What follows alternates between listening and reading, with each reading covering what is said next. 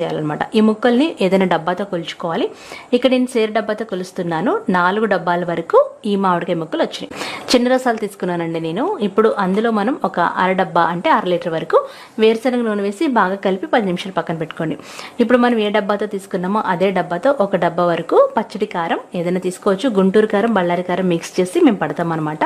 అలాగే 3/4 డబ్బా వరకు ఆవుపిండి, 1/4 డబ్బా వరకు మెంతిపిండి ఇవి కూడా వేసేయాలి. అలాగే 3/4 డబ్బా వరకు కళ్ళుప్పు వేసుకోవాలి. దీన్ని గ్రైండ్ చేసి కూడా వేసుకోవచ్చు.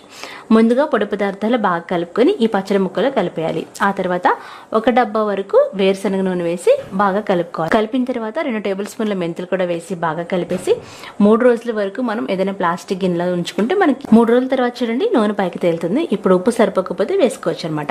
అందులోనే మనం పొట్టు తీసి పెట్టుకున్న వెల్లుల్లి రెబ్బలు ఒక గుప్పుడు వరకు వేసి బాగా కలిపేసి జాడీలోకి ఎత్తుకోవడమే. మీకు కావాల్సినంత తీసుకొని మిగతా జాడీకి ఇలా గుడ్డు కట్టేసి దిష్టి తీసి మనం మంచిగా డ్రై